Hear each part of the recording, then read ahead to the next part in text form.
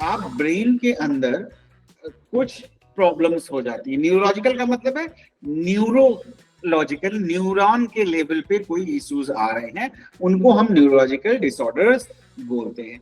तो एडीएचडी से neurological disorder affecting the brain concentration, attentional capacities, affecting children's performance at home, school and even friendships. तो एक चीज जो इंपॉर्टेंट है वो ये है कि भाई उनका ब्रेन के अंदर कुछ ऐसी चीजें होती हैं, आप और मोस्टली आप कह सकते हो कि बाय बर्थ होती है ना। कि जैसे आमतौर पे हम देखते हैं कि कुछ लोग ज्यादा एक्टिव होते हैं, कुछ लोग कम एक्टिव होते हैं, है ना। तो उसी तरीके से ये क्या होता है, ये बहुत ज्यादा एक्टिव होते हैं, अटेंशन क्या कहते हैं इनको, कंसंट्रेट करने में प्रॉब्लम होती है, जिस और उसी को और इम्पल्सिव होते हैं, इसी को हम अटेंशन डेफिसिट हाइपरएक्टिविटी डिसऑर्डर बोलते हैं। तो ये क्यों होता है, क्योंकि आपके ब्रेन में कुछ ऐसे चेंजेस होते हैं, कुछ चीजें ऐसी होती हैं जो आपको इम्पल्सिव, आपको हाइपर एक्टिव और आपको क्या बताते हैं कंसंट्रेट करने में प्रॉब्लम क्रिएट करती हैं। अब अच्छा एक चीज और है जो समझनी है हमें, क्योंकि आप लोग स्कूल में काम करेंगे कभी तो ये चीज समझनी पड़ेगी आपको, कि अगर कोई बच्चा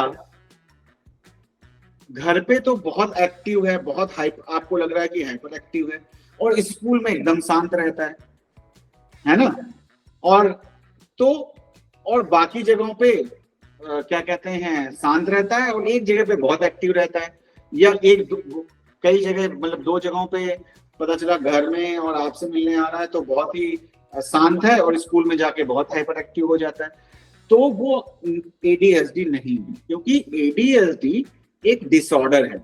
ये बिल्कुल वैसे ही है जैसे आपको अगर मान लिया कि बुखार आ गया, फीवर आ गया, तो अब आप घर के अंदर बैठो, दोस्त के घर पे बैठो, स्कूल में बैठो, कॉलेज में बैठो, आपका बुखार तो ठीक नहीं हो जाएगा, क्योंकि वो एक प्रॉब्लम है।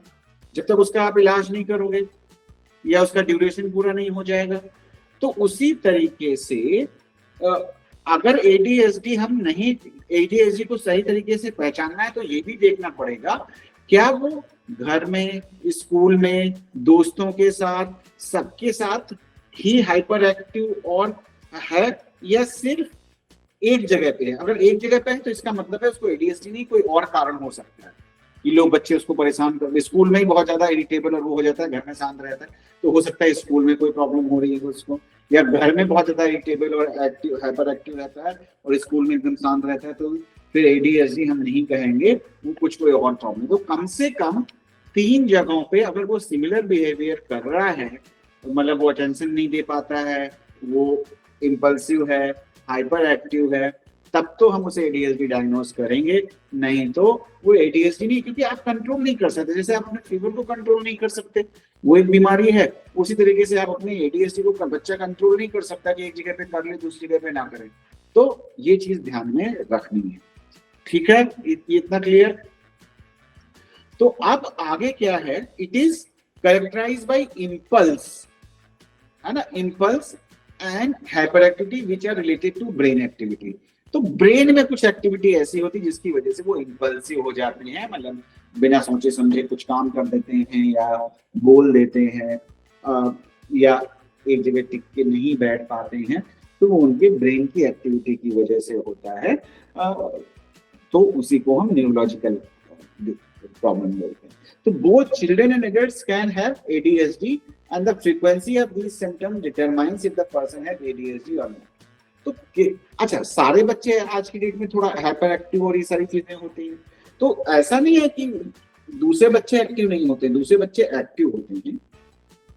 डिफरेंस इतना होता है कि वो लोग अपने बिहेवियर पे कंट्रोल कर सकते हैं और उनकी वो शिकायत नहीं आती है, उनको पता होता है किसके सामने क्या बोलना है, कितनी शैतानी करनी है, क्या चीजें हैं, उनको आइडिया होता है। जो बच्चे, ये बच्चे बेचारे अपने बिहेवियर पे कंट्रोल नहीं कर पाते। तो कितनी मात्रा में कोई बिहेवियर हो रहा है, यानी कितना ज्यादा कम हो रहा है वो, और उस कितनी बार हो रहा है, वो डिसाइड करता है किसी पर्सन बच्चे को एडीएचडी है कि नहीं है, है ना। तो क्योंकि आपको लगेगा कि बहुत सारे बच्चे एक्टिव हैं, कई बार हमें लगता है हमारे बच्चे ये इतने हाइपर एक्टिव हैं तो ये कहीं इनको एडीएचडी तो नहीं, लेकिन अगर एडीएचडी है तो उसको स्कूल में परफॉर्मेंस कम हो जाएगी, वो टिक के बैठ नहीं पाएगा, दोस्तों लड़ाई झगड़ा कर देगा, उसको समझ में नहीं आएगा क्या करना है। तो बहुत सारे फैक्टर्स होते हैं। तो अगर ज्यादा है, बहुत ज्यादा बढ़ जाता है नॉर्मल बच्चों से, तो उसको हम एडीएचडी बोलते हैं। ठीक है, इतना समझ में आया? तो आगे चलते हैं। आप दोनों लोगों को सुनाई दे रहा है, समझ में आ रहा है आप लोगों को? जी सर। ओके, तो समझने में कोई दिक्कत तो नहीं आ रही है? नहीं सर, नहीं आ रही है ना? मतलब मैं बहुत ही स्लो और एकदम टोटली हिंदी में समझाने की कोशिश कर रहा हूँ जिससे कोई दिक्कत ना हो, ठीक है? क्योंकि ये कोर्स हिंदी में ही है सारा, खाली कंटेंट इंग्लिश में रहेगा। तो अब हम बात करते हैं आगे। तो एडीएचडी कैसे बच्चों को अफेक्ट करती है, कैसे उनको उनकी लाइफ को पे इफेक्ट डालती है। तो ADHD affect a child's quality of life, making it difficult for them to maintain focus and pay attention. तो एडीएचडी क्या करता है कि भाई उनकी लाइफ को पूरी तरह से अफेक्ट करता है। क्या करता है? उनको डिफिकल्टी क्रिएट करता है उनको अटेंशन देने, क्योंकि कोई भी काम अपनी लाइफ का आप जब तक अटेंशन नहीं दे पाओगे, जब तक आप कंसंट्रेट नहीं कर पाओगे, तब तक आप अपनी लाइफ में कोई काम कर ही नहीं सकते। सीधा सा फंडा है। अगर मैं क्लास ले रहा हूं तो मुझे फोकस करना पड़ेगा ना क्लास के ऊपर, मुझे ये जो लिखा हुआ है स्लाइड के ऊपर मुझे पढ़ के एक्सप्लेन करना पड़ेगा ना। और हमारे आसपास बहुत सारी चीजें होती रहती हैं। मैं अपने रूम में बैठ के क्लास ले रहा हूँ ऑफिस में, तो मुझे 10 चीजें दिखाई दे रही हैं, बाहर से कुछ साउंड भी आ सकता है कि बच्चे कुछ पार्क में खेल रहे हैं, ठीक है? तो अब एडीएचडी का बच्चा क्या करेगा, या पर्सन जिसको एडीएचडी होता है, अब उसका क्या होगा? जरा सा खट की आवाज कहीं बाहर से आई, उसका ध्यान उधर चला गया और ये इधर छोड़ दिया उसने, है ना? उसने कुछ चीज देख ली चमकती हुई तो उधर से उसका दिमाग चला गया, और पढ़ना था वो पढ़ नहीं पा रहा, या पढ़ाना था वो पढ़ा नहीं पा रहा, ठीक है? तो ये डिफिकल्टीज उनके साथ में आती हैं। और जब आप कंसंट्रेट नहीं कर पाते हो, तो कंसंट्रेट ना कर पाने की वजह से आप काम पूरे नहीं कर पाओगे, आपकी पढ़ाई, आपका काम सारा अफेक्टेड हो जाएगा। तो parent must understand that nature of the ADHD and employ effective studies to manage the condition. तो कई बार पेरेंट्स, टीचर्स, उनको क्या लगता है ये लड़का दिमाग का तो बहुत तेज है लेकिन ये काम नहीं करना चाहता, है ना? या ये झूठ बोलता है, या ये नखरे करता है, उसकी वजह से नहीं कर रहा है। पेरेंट्स को भी यही लगता है, तो उसका क्या होता है? वो डांटना मारना भी कई बार हो जाता है पेरेंट्स का, कि टिक के नहीं बैठता है। तो पेरेंट्स को, टीचर्स को, स्कूल को ये समझना पड़ेगा अगर किसी बच्चे को एडीएचडी है तो उसको प्रॉपरली मैनेज करना पड़ेगा, नहीं तो क्या होगा? प्रॉब्लम क्रिएट हो जाएगी, वो परफॉर्म नहीं कर पाएगा, जो उसके लिए ठीक नहीं है। और यही काम एक काउंसलर का या साइकोलॉजिस्ट का होता है कि टीचर्स को भी अवेयर कराए, खुद भी अवेयर हो, और बच्चे के साथ काम कर सके, पेरेंट्स को भी बताए कि भाई क्या काम करना है, कैसे करना है ना? तो ये हमारा काम होता है। तो एडीएचडी के बच्चे को अगर प्रॉपरली मैनेज किया जाए तो हम बेहतर तरीके से इंप्रूवमेंट ला सकते हैं उसके अंदर। Then another, identify a new sign doesn't necessarily indicate ASD. Living with child with ADHD can be overwhelming and frustrating. Parents को सबसे क्या होता है, पेरेंट टीचर्स का कई बार क्या होता है भाई, फ्रस्ट्रेट हो जाते हैं क्योंकि बच्चा टिक के नहीं बैठ रहा है, हमेशा उसके पीछे देखना है, आपका ध्यान हटा नहीं कि पता चला कुछ गिरा दिया उसने, कुछ तोड़ दिया, किसी को हिट कर दिया, कुछ बोल दिया, कुछ सामान इधर उधर कर दिया, ये सारी। तो ये बहुत ही डिफिकल्ट हो जाता है कई बार, और बहुत ज्यादा फ्रस्ट्रेटिंग हो जाता है पेरेंट्स के लिए, है ना? तो एडीएचडी बच्चे के साथ रहना भी मतलब एक आसान काम नहीं होता है, बहुत ओवरवेलमिंग, यानी बहुत ज्यादा हो जाता है, कभी कभी फ्रस्ट्रेशन क्रिएट कर देता है पेरेंट्स के अंदर। तो अब ये एक अंडरस्टैंडिंग थी आपकी कि भाई हमारा जो एडीएचडी होता है वो क्या हो सकता है, ठीक है? अब हम थोड़ी सी जो बात करने वाले हैं, कुछ मिथ और फैक्ट्स। मिथ और फैक्ट्स मीन्स कि क्या सच्चाई है और क्या सिर्फ क्या कहते हैं मिथ है। मिथ का मतलब हुआ कि क्या सिर्फ मतलब जो हमें लगता है सही नहीं है वो मिथ हो गया। तो मिथ क्या है और फैक्ट्स क्या है, सच्चाई क्या है, उनको थोड़ा सा समझते हैं, जो हमें हेल्प करेगा फर्दर पेरेंट्स को बताने के लिए भी, कि आपको भी पेरेंट्स को ये बातें बता सकते हैं समझाने के लिए कि भाई क्या चीज होती है एडीएचडी, जैसे मैंने आपको बताया। तो मिथ है every child with ADHD is hyper active. सबसे पहली चीज, जैसे मैंने 3 सिम्टम्स बताए, हाइपर एक्टिविटी, इनअटेंशन यानी कंसंट्रेट ना कर पाना, और इम्पल्सिव होना, ये चीज। तो एक मिथ ये है कि अब इन तीनों में से, अब देखो ये 3 जो इसके फीचर्स होते हैं या सिम्टम्स होते हैं, कोई जरूरी नहीं है कि तीनों हो। कोई हाइपर एक्टिव ज्यादा होगा, कोई इनअटेंटिव ज्यादा होगा, कोई इम्पल्सिव ज्यादा होगा। और जैसे जैसे बच्चे बड़े होते हैं, हाइपर एक्टिविटी उनकी कम हो जाती है, इनअटेंशन और इम्पल्सिविटी ज्यादा दिखाई देगी आपको। क्योंकि बच्चे बड़े, छोटा बच्चा जितना एक्टिव होता है उतना हम आप नहीं हो सकते, है ना। क्यों? क्योंकि बच्चे होते हैं वैसे भी एक्टिव। तो जैसे जैसे बड़ा होता जाता है बच्चा एडीएचडी का, उसमें हाइपर एक्टिविटी कम होना शुरू हो जाती है या कम दिखती है आप कह सकते हैं, और इम्पल्सिविटी और इनअटेंशन ज्यादा होती है। तो पहला तो मिथ ये है कि सारे बच्चे हाइपर एक्टिव होंगे, कि एक जगह टिक के नहीं बैठेंगे, ऐसा नहीं होता। हो सकता है बच्चा टिक के बैठता हो लेकिन कंसंट्रेट ना कर पाता हो और इम्पल्सिव हो जाता हो, मतलब सीधे सीधे क्या कहते हैं बिना सोचे समझे एक्ट कर देता हूं। तो फैक्ट क्या है कि not all with ADHD so hyper activity symptom. सबके अंदर हाइपर एक्टिविटी नहीं होती है। Main problem is with attention. Main problem क्या है? अटेंशन का है। And these types of children will always appear unmotivated rather boring. तो अब क्या होगा, ये बच्चे पढ़ने में, भाई आप कंसंट्रेट नहीं कर पा रहे हैं, आप जब आप कंसंट्रेट नहीं कर रहे हैं तो आपको समझ में नहीं आएगा, समझ में नहीं आएगा तो डांट पड़ेगी टीचर से, घर में सब कहीं। और कई बार क्या होता है, इसकी वजह से उनका मोटिवेशन ही कम हो जाता है पढ़ने का। तो आपको ऐसा लगेगा कि यार ये बच्चे तो मोटिवेटेड ही, पढ़ना ही नहीं चाहते। टीचर भी कंप्लेन करेगा, कई बार पेरेंट्स भी बोलेंगे। तो आप ये मान के चलो, कोई जरूरी नहीं है कि हर बच्चा हाइपर एक्टिव हो। मेन प्रॉब्लम इनअटेंशन की होती है, तो बच्चे इनअटेंटिव भी हो सकते हैं, साथ में हाइपर एक्टिव हो सकते हैं और नहीं भी हो सकते हैं। दूसरा जो मिथ है वो है every child with ADHD will find hard to pay attention. अब दूसरी चीज है, कोई जरूरी नहीं है अटेंशन हो सकता है हाइपर एक्टिव हो और अटेंशन उसका ठीक हो। तो तीनों सिम्टम्स कंबाइनली चलते हैं, समझे। कोई किसी बच्चे में कुछ ज्यादा होगा, किसी में कुछ कम होगा। तो फैक्ट क्या है, it is totally normal for kids with ADHD to concentrate on different activities, however maintaining focus specially in task is repetitive and boring becomes the major issue in such kinds. तो अब क्या होता है, ऐसे बच्चे जब आपके पास आएंगे तो पेरेंट्स बोलेंगे इसको टीवी देखना होता है ना, जब कार्टून देख रहा होता है, टीवी देख रहा होता है तो घंटों बैठा रहता है, कुछ नहीं होता। तो इनके लिए क्या होता है कि क्योंकि इनके लिए क्या कि एक ही काम को बार बार करना बोरिंग हो जाता है। तो अब उन पेरेंट्स को लगेगा, आपको भी लग सकता है कि अटेंशन जो है वो तो है, सिर्फ पढ़ाई में नहीं करता। क्योंकि पढ़ाई में क्या होता है, वो बोरिंग बन जाता है उसके लिए। एक ही चीज बार बार करनी है, एक ही सब्जेक्ट बार बार पढ़ना है।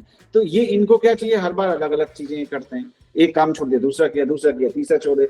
तो कई बार पेरेंट्स आपके पास आते हैं, मेरे पास भी आते हैं, तो वो बोलते हैं कि भाई ये टीवी तो घंटों देख सकता है, इसका मन होता है तो ये करता रहता है, मूवी दिखा लो इसको घंटों बैठ के देखता है। क्योंकि उसमें बार बार कंटिन्यूअसली उसमें पिक्चर चेंज हो रही है, सारा कुछ हो रहा है, तो उसको नई नई चीजें उसमें चीजें देख रहे हैं। तो इन अटेंशन का मतलब ये नहीं है कि वो कुछ किसी भी चीज में बैठ नहीं पाएगा। क्योंकि जो चीज बोरिंग होगी, खासतौर पे पढ़ाई में, जहाँ पे एक ही काम बार बार करना है, तो वहां पे दिक्कत हो सकती है। ठीक। तीसरा या चौथा जो भी पॉइंट है ये, वो है कि kids with ADHD can decide to behave better. अब ये है कि भाई हम ये मान के चलते हैं कि ये है ही बदतमीज, या ये ठीक से नहीं काम करता है ना, बिना सोचे समझे काम करता है, और जबकि ये कर सकता है। कई बार पेरेंट्स और टीचर्स ऐसा बोलते हैं। तो अब क्या है, फैक्ट क्या है, no matter how hard a child with एजेस tries to focus and concentrate on the activity, they still find it difficult to stay quiet, still और इवन पे अटेंशन। तो भाई ये उसको प्रॉब्लम है, उसका ब्रेन इस तरीके से वायर्ड है, उसके ब्रेन में कुछ इस तरह की चीजें हैं जिसकी वजह से वो ये सारी चीजें कर रहा है, उसका अपने बिहेवियर पे कंट्रोल नहीं है। जबकि कई बार लोग ये बोल सकते हैं कि यार ये करता नहीं है, कंसंट्रेट कर तो सकता है, इसका आईक्यू भी अच्छा है, सब कुछ है, वो क्योंकि उसका अपने बिहेवियर पे कंट्रोल नहीं है। Sometimes these kids may appear disobedient and stubborn, but it doesn't mean that they are doing it on purpose. तो कई बार क्या होगा कि वो आपने उनको कुछ बोला और वो भूल गए कुछ और काम करने, आपको लगा ये अगर सुनता नहीं है, बदतमीज लड़का है ना, या इसको समझाना पड़ता है बहुत, ये समझता ही नहीं है ना, बात ही नहीं मानता है, क्योंकि वो अटेंशन नहीं दे पा रहा है। ऐसा नहीं है कि वो जानबूझ के ऐसा कर रहा है, हाँ कुछ बच्चे ऐसे हो सकते हैं जो जानबूझ के भी कर रहे हो, लेकिन ऐसा नहीं है कि वो जानबूझ के कर रहा है, क्योंकि उसके लिए भाई बहुत डिफिकल्ट है कंसंट्रेट करना। आपने बोला कि जाओ यहाँ से जाओ, वो बुक उठा के ले आओ और पानी की ग्लास भी ले आना, मुझे प्यास लग रही है, आपने बच्चे से बोला, और बच्चे ने क्या किया, वो गया और उसको कोई चीज दिख गई बहुत इंटरेस्टिंग, वो उसमें लग गया, भूल गया कि उसको किताब लेके जाना था और पानी लेके जाना था। तो इसका मतलब ये नहीं है कि वो डिसओबीडिएंट है, आज्ञा नहीं मान रहा आपकी, वो क्योंकि उसका कंसंट्रेशन लेवल ऐसा है कि वो बेचारा भूल गया कि करना क्या है। देन आता है मिथ अगला, क्या kid will eventually outgrow AIC. अब ये होता है कि कई बार आपके पास या आपके घर में या आपके स्कूल में बच्चे आएंगे, उनके माँ बाप भी आ सकते हैं या दादा दादी आ गए, तो कई बार क्या बोलते हैं कि अरे इसका बाप भी ऐसा था, इसका फादर भी ऐसा था, या फादर बोलेगा मैं भी ऐसा ही था, तो मेरे ऊपर ही गया है, तो ये ठीक हो जाएगा टाइम के साथ में। ऐसा नहीं होता है। In most cases, ADHD will continue into adulthood. Why should act fast rather than wait for the child to outgrow it? तो क्या होता है कि ऐसा नहीं है कि वो खत्म हो जाता है, वो बड़े होने पर भी कंटिन्यू रहता है, तो इसलिए ट्रीटमेंट करना जरूरी हो जाता है ना। तो treatment is generally effective and can help bring the symptoms to the barest minimum. तो हम उसको कम कर सकते हैं उसके सिम्टम्स को। और ऐसा नहीं होता कि न्यूरोलॉजिकल डिसऑर्डर है तो मेडिसिन से पूरी तरह से ठीक हो जाता है। मेडिसिन हमें जब बहुत ज्यादा प्रॉब्लम होती है, बिल्कुल कुछ नहीं कर रहा है बच्चा, बहुत ज्यादा हाइपर एक्टिव है, तो हम मेडिसिन को भी लेते हैं। लेकिन जैसे कि हमें पता है कि दुनिया की कोई भी मेडिसिन हम अगर खाएं तो उसके साइड इफेक्ट भी होते हैं। Myth, medication is the most effective and best treatment for ADHD. कि मेडिसिन सबसे अच्छा ट्रीटमेंट है कि दवा दे दो अपना हेडेक खत्म। नहीं, even though they have more often prescribed as first line treatment of their disease, it is not always the best remedy to condition. Medicine बच्चों को देना is not the best option, बेहतर ऑप्शन नहीं है, वो सबसे लास्ट में use किया जाना चाहिए, क्योंकि मेडिसिन के बहुत सारे साइड इफेक्ट हैं। उनमें से एक साइड इफेक्ट ये भी होता है कि बच्चे जो हैं उनकी हाइट बढ़ना बंद हो जाती है। कुछ मेडिसिन ऐसी भी हैं, कुछ ऐसी हैं कि जिनमें कंसंट्रेट करने के लिए हो सकता है डिपेंडेंसी भी क्रिएट हो जाए। तो there are so many other effective treatments of ADHD including behaviour therapy, proper nutrition, exercise, support in school and home. तो ज्यादा बेहतर ट्रीटमेंट क्या है कि उनकी बिहेवियर थेरेपी की जाए, है ना, उनको प्रॉपर खाना दिया जाए, क्योंकि कुछ खाने ऐसे होते हैं जो हाइपर एक्टिविटी को बढ़ाते हैं, जैसे जो जिसमें ज्यादा चीनी होती है, ज्यादा मीठा है, बच्चे को एक्टिव बनाता है। हम लोग भी कई बार घर पे ये एक्सपीरियंस करते हैं कि जिन बच्चों को मीठा खिला दो फिर वो बहुत एक्टिव रहते हैं बहुत देर तक, तो क्योंकि उनको शुगर लेवल बढ़ जाता है उनका। तो एक्सरसाइज अगर हम प्रॉपर करें, सपोर्ट करें चाइल्ड को, तो हम उसको बहुत सारे सिम्टम्स को कम कर सकते हैं। तो medication first line of treatment नहीं होना चाहिए कभी भी। अगर बहुत ही सीवियर कंडीशन है तब हम मेडिसिन यूज कर पे जाएं तो ज्यादा अच्छा है, नहीं तो ये हमारे लिए प्रॉब्लमेटिक हो सकता है। ठीक है, हमारे लिए मीन्स बच्चे के लिए प्रॉब्लमेटिक है। ठीक है, तो अब यहाँ पे थोड़ा सा हम ये समझते हैं कि एडीएचडी को और थोड़ा डिटेल में जानेंगे हम यहाँ पे।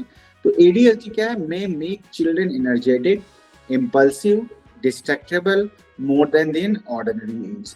यानी हर बच्चा एक्टिव होता है, लेकिन एडीएसडी का बच्चा क्या होता है, वो अपनी एज के हिसाब से ज्यादा एनर्जेटिक, ज्यादा इंपल्सिव, ज्यादा डिस्ट्रैक्ट होने वाला होता है, जितना कि उस एज के बच्चे होते हैं। जैसे 5 साल का बच्चा है, उसको जितना एक्टिव होना चाहिए उससे बहुत ज्यादा अब 5 साल का बच्चा 2 साल के बच्चे के बराबर एक्टिव होकर हो जाए।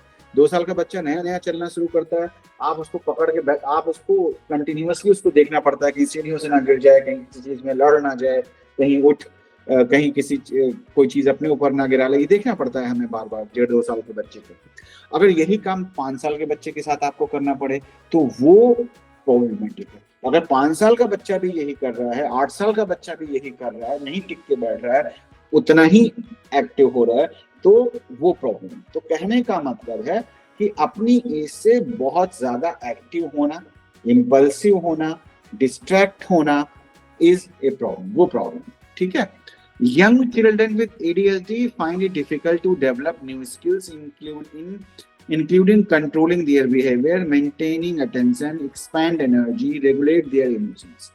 तो जो यंग बच्चे होते हैं, छोटे बच्चे जो हैं, जो इनको अभी अभी डायग्नोस हुआ है कुछ, तो क्या होता है, इनको बड़ी डिफिकल्टी होती है नई चीज की, वो सीखने की उम्र होती है कि लोगों से बात कैसे करनी है, क्या करना है। तो जब बच्चा अटेंशन ही नहीं दे पा रहा है, किसी चीज को अटेंड ही नहीं कर पा रहा है, तो क्या होगा, बेचारा नई चीजें नहीं सीख पाएगा, है ना। अपने बिहेवियर को वो कंट्रोल नहीं कर पा रहा है, अटेंशन नहीं दे पा रहा है ना। उसकी एनर्जी उसके पास इतनी है कि उसको रेगुलेट नहीं कर पा रहा है। और कई बार ऐसा होता है जब बहुत एक्टिव तो उसको डांट भी पड़ रही तो फ्रस्ट्रेट भी होता है, इमोशंस भी रेगुलेट नहीं कर पाता है। तो ये सारी चीजें बच्चों, ऐसे बच्चों के साथ में होती हैं। This is the main reason why it is often hard for parents to manage kid with children. और इन्हीं सारी चीजों की वजह से एडीएचडी के चिल्ड्रन को, यानी बच्चों को संभालना जो है मुश्किल होता है माँ बाप के लिए, पेरेंट्स के लिए। ठीक है। अब आते हैं नेक्स्ट जो पॉइंट है, ADHD children are often disorganised, hyper active, impulsive, often making careless mistakes, causing emotional outburst. अब क्या होता है, बेचारे अटेंड नहीं कर पाते तो क्या होगा, स्कूल गए, पता चला पेन पेंसिल जो भी यूज करते हैं, इरेजर, वो स्कूल में छूट गया, बैग कहीं और छूट गया, पानी की बोतल भूल के चले आए, है ना। इस तरह की एक्टिविटी होंगी। किसी से क्योंकि अपने बिहेवियर पे कंट्रोल नहीं है, किसी ने कुछ बोला तो उसको मार दिया, अब मार दिया तो स्कूल में भी डांट पड़ी, है ना। तो फ्रस्ट्रेट होते हैं, उनका भी गुस्सा बाहर निकलता है, तो इरिटेबल हो जाते हैं, गुस्सैल हो जाते हैं। इस तरह की चीजें भी देखने को मिल सकती हैं इनके अंदर। They struggle with attention, school work and follow directions. अब ये क्या करते हैं, अटेंशन नहीं दे पाएंगे तो स्कूल का काम नहीं कर पाएंगे। आप इनके पेरेंट्स से पूछेंगे तो क्या होगा, वो बताएंगे कि भाई स्कूल जाता है, नोट ही नहीं कर पाता है, इसका आधा काम तो रह जाता है, बोर्ड पे टीचर लिखते हैं उसको कॉपी नहीं कर पाता है कई बार, क्योंकि वो इसका ध्यान तो इधर उधर चला जाता है। तो जब तक वो लिखता है टीचर उसको हटा देता है वहां से। और डायरेक्शन फॉलो नहीं करता है। डायरेक्शंस का मतलब उसको दिया गया कि भाई ये काम कर लो, ये करना, वो करना, वो भूल जाता है क्या करना है। जैसे मैंने आपको एक एग्जांपल दिया था अभी, तो वो चीजें उनके साथ में होती हैं। ADHD children are often disorganized, hyperactive and impulsive। ये ऑलरेडी मैंने बता दिया आपको, सेम स्लाइड है। तो parents may feel embarrassed and stressed by their children's behaviour as they lack the skill of control behaviour, activity and attention. अब parents क्या होते हैं, वो बेचारे कई बार एम्बेरेस्ड फील करते हैं, यानी शर्म फील करते हैं कि यार ये तो कुछ कर नहीं पा रहा है। कहीं भी साथ में ले जाते हैं वहां भी प्रॉब्लम क्रिएट करता है, बार बार स्कूल से शिकायत आती है, पड़ोसी घर वाले लोग भी शिकायत करते हैं कि इसी ने किया होगा, यही गड़बड़ करता है, दैट काइंड ऑफ। तो पेरेंट्स के लिए भी कई बार ये बड़ा एम्बेरेसिंग हो जाता है, क्योंकि बच्चे को तो प्रॉब्लम है, तो वो कितना भी समझा लें, कुछ भी कर लें, बच्चा अपने बिहेवियर पे कंट्रोल नहीं कर पाता, और उनको लगता है कि भाई शायद हम ही नहीं कंट्रोल करा पा रहे हैं या कर पा रहे हैं बच्चे को। तो ये एक दिक्कत पेरेंट्स के साथ में भी आ जाती है, उनका भी गुस्सा और फ्रस्ट्रेशन आता है, कई बार वो गुस्से में निकलता है, मारपीट तक की नौबत आ जाती है बच्चे के साथ में। ADHD can teach parents the best method to deal with the issue and improve their child's quality of life. तो ADHD बच्चों के जो पेरेंट्स हैं, उनको हम अच्छे इफेक्टिव मेथड सिखा सकते हैं। हमारे पास ऐसे मेथड्स हैं कि उसको कैसे हैंडल करना है, जिससे वो प्रॉपर तरीके से बच्चों को हैंडल कर पाए और उनको बेहतर बना पाए, उनकी क्वालिटी ऑफ लाइफ पेरेंट्स की भी और बच्चों की भी बेटर बन पाए। तो ये किया जा सकता है, ये पॉसिबल है। कैसे पॉसिबल है, ये आगे जब हम ट्रीटमेंट की बात करेंगे वहां पे हम आपसे डिस्कस करेंगे इस बात को। Parents can learn from ADHD and improve their children's quality of life. The same thing is there. तो वो बच्चों के साथ मिलकर हम सीख सकते हैं, करा सकते हैं, वो किया जा सकता है, इसको इम्प्रूव किया जा सकता है। There is no doubt in that. अब हम थोड़ा देख लेते हैं कि स्टैटिस्टिक्स क्या कहती हैं, कि कितने लोगों को होता है वो सारी चीजें। तो ये डेटा इंडिया का तो नहीं है, लेकिन ऑलमोस्ट स्टैटिस्टिक्स यही है। तो क्या है, study in the Lancet estimates that 3.54 million children have diagnosed with ADHD, with male children at higher risk. The number of ADHD diagnoses is steadily increasing, with 6 out of 10 children additional mental and behavioral emotional problems. तो क्या देखा गया है कि 3-4 बच्चों को, 5 बच्चों को 10 बच्चों में से होता है। ये यूएस का डेटा है, लेकिन अपने यहाँ भी अगर 2-3 बच्चों को क्लास में, अगर 10 बच्चे हैं या 30-40 बच्चों की क्लास है, तो आप मान के चलो 4-5 बच्चे हाइपर एक्टिव उसमें निकलेंगे। ये एक देखा गया। इंडियन स्टैटिस्टिक्स देख सकते हैं यहाँ पे, ये स्लाइड्स पे पुरानी स्टैटिस्टिक्स है। तो अब क्या होता है कि मतलब मान के चलो अगर 40 का बच्चों का है तो 4-5 बच्चों को आपको मिल जाएंगे जिनको एडीएचडी है आपकी क्लास में। ठीक, अब क्या होता है, सिर्फ एडीएचडी नहीं होता, क्योंकि वो फ्रस्ट्रेट होते हैं, उनको लोग समझ नहीं पाते हैं, पेरेंट्स भी फ्रस्ट्रेटेड होते हैं, अटेंशन नहीं दे पाते हैं, उनकी स्कूल की परफॉर्मेंस खराब होती है। तो उसकी वजह से उनको और भी मेंटल, बिहेवियरल और इमोशनल प्रॉब्लम्स, डिप्रेशन, फ्रस्ट, क्योंकि क्या होता है, सेल्फ स्टीम लो हो जाएगा। बच्चे बोलेगा मैं कुछ कर ही नहीं पाता, रोज रोज डांट पड़ती है मेरी, तो वो मानना शुरू कर देता है कि मैं खराब ही हूँ। ऐसा भी होता है। कई बार ऐसे बच्चों से आप बात करोगे तो बोलेंगे हाँ मैं बहुत खराब हूँ, बहुत शैतानी करता हूँ, तो उनका सेल्फ स्टीम खराब हो जाता है, मेंटल हेल्थ उनकी खराब होना शुरू हो जाती है। तो उसका इम्पैक्ट ये भी होता है ना। और क्या है, पेरेंट्स का भी और डॉक्टर्स का भी बहुत यूज क्या होता है कि भाई डॉक्टर के पास गए, डॉक्टर ने मेडिसिन लिख दी कि भाई मेडिसिन खिलाओ, क्योंकि पेरेंट्स को भी लगता है कि मेडिसिन नहीं खाएगा तो कैसे ठीक होगा, लेकिन ये गलत है, बच्चों को नुकसान पहुंचता है। तो about 65% of the children with ADHD receive medication with 47% receiving behavioral treatment, 80% receive one or both treatment, with 30% using medication alone, 15% of the using behavioral treatment, 32% using both. तो ये तो बाहर का डेटा है, अपने यहाँ तो और भी बुरी हालत है। ज्यादातर या तो मेडिसिन यूज कर रहे हैं या तो कोई भी ट्रीटमेंट उनका नहीं हो रहा है, टीचर अलग डांट रहा है, पेरेंट्स अलग डांट रहे हैं, बाकी चीजें हो रही हैं, काउंसलर्स है नहीं स्कूल्स में। तो ये बहुत सारे फैक्टर्स होते हैं। लेकिन अच्छी बात यह है कि अगर हम थोड़ा अवेयर हो, काम करें, तो ऐसे बच्चों को हम ठीक कर सकते हैं। मोस्ट चिल्ड्रन डायग्नोज्ड विद एजी have received some form of service including educational assistance, support, studies. ये बाहर की बात है। अपने यहाँ in most of the cases, अगर बड़े स्कूल्स, प्राइवेट स्कूल्स की बात कर रहे हैं, मेट्रोस की बात कर रहे हैं, वहां तो थोड़ा बहुत मिल जाता है। लेकिन क्या कहते हैं, अपने यहाँ इंडिया में रूरल एरियाज में जैसे ये बाकी स्कूल्स में नहीं मिल पाता है। कई बार काउंसलर्स ही ट्रेन नहीं होते हैं इन सारी चीजों को हैंडल करने के लिए। अब गवर्नमेंट का रोल है तो काउंसलर रखना है स्कूल्स को, लेकिन काउंसलर्स भी इक्विप्ड नहीं होते हैं हैंडल करने में इन सारी चीजों को। तो इसकी वजह से भी बहुत सारी प्रॉब्लम्स होती हैं, क्योंकि काउंसलर्स की भी गलती नहीं, क्योंकि एमए के लेवल पे आपको सिखाया ही नहीं जाता है, सिर्फ थ्योरेटिकल बताया जाता है, और उस थ्योरेटिकल से काम चलता नहीं है भाई। क्योंकि थ्योरेटिकल में तो सिर्फ आपको थ्योरी से बता दिया, बच्चे के साथ कैसे हैंडल करोगे वो तो जब रियल में आता है आपको समझ में नहीं आएगा करना क्या है। तो यूजुअली काउंसलर्स भी क्या, अगर नहीं पता है तो वो भी समझा के, बेटा ऐसे नहीं करना है, वैसे करना है, टीचर को थोड़ा बहुत समझा के। और कई बार तो ये भी नौबत आ जाती है कि टीचर्स बोलना शुरू कर सकते हैं तो नालायक बच्चा है तो कुछ करेगा नहीं, इवन आके काउंसलर से भी बोल देते हैं, ऐसी भी रिपोर्ट्स सुनने को मिलती है। तो ये बहुत सारे फैक्टर्स होते हैं। तो ये इंट्रोडक्शन था एक कि एडीएचडी होता क्या है ना। नेक्स्ट क्लास में हम इसके कॉज क्या होते हैं, क्या रीजंस हैं, उनके बारे में हम डिटेल में डिस्कस करेंगे।